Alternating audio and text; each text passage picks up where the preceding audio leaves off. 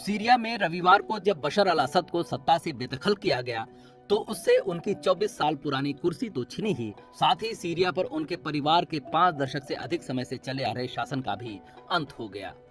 अब इस्लामी विद्रोही समूह हयात अल तहरीर अल शाम यानी एसटीएस के नेतृत्व में नई सरकार की रूपरेखा कैसी होगी, ये आने वाला समय बताएगा। लेकिन इस बीच अपदस्थ राष्ट्रपति, उनकी पत्नी और 3 बच्चों का भविष्य भी अनिश्चित सा दिखता है।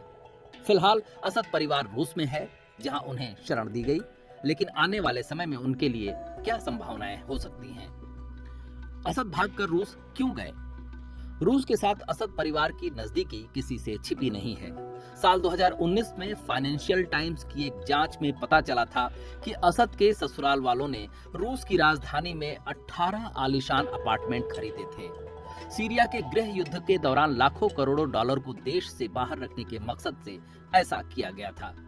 इस बीच असद के सबसे बड़े बेटे हाफिज रूस में पीएचडी के छात्र हैं। एक स्थानीय अखबार ने पिछले हफ्ते ही 22 साल के हाफिज के डॉक्टरेट शोध से जुड़ी एक रिपोर्ट छापी थी। असद की पत्नी और बच्चों के बारे में क्या पता है? असद ने ब्रिटिश सीरियाई नागरिक आसमा से शादी की है। आसमा का जन्म और पालन पोषण वेस्ट लंदन में हुआ। उनके माता और पिता दोनों ही सीरियाई थे। यहाँ इन्वेस्टमेंट बैंकर बनने से पहले आसमा ने लंदन के स्कूल और यूनिवर्सिटी से अपनी पढ़ाई पूरी की। हालांकि साल 2000 में आसमा हमेशा के लिए सीरिया चली गईं, जहां उन्होंने बशर अल असद से शादी की।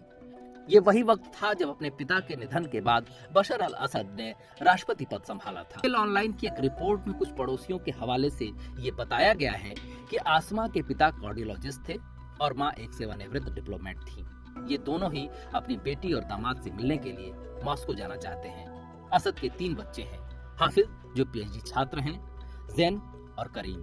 साल 2022 में अमेरिकी विदेश मंत्रालय ने कांग्रेस को एक रिपोर्ट सौंपी थी, जिसमें कहा गया था कि असद के ससुराल वालों की कुल संपत्ति $1 अरब से $2 अरब के बीच है। हालांकि इस रिपोर्ट में यह भी कहा गया कि इसका सटीक अनुमान लगाना मुश्किल था, क्योंकि माना जाता है कि उनकी संपत्ति कई खातों, real estate portfolio, offshore tax haven में फैली या छिपी हुई है।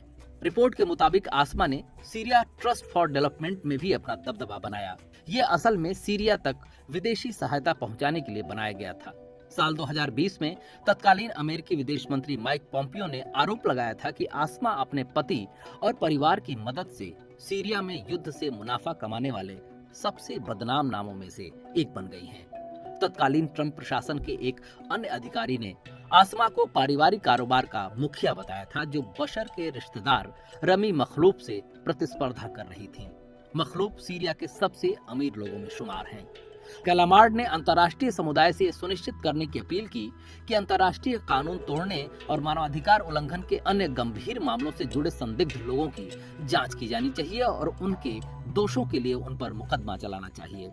फ्रांस में जांच कर रहे जजों ने सीरिया में साल 2013 के रासायनिक हमले के संबंध में मानवता के खिलाफ अपराधों में कथित मिलीभगत के लिए असद के खिलाफ गिरफ्तारी वारंट जारी करने की मांग की है।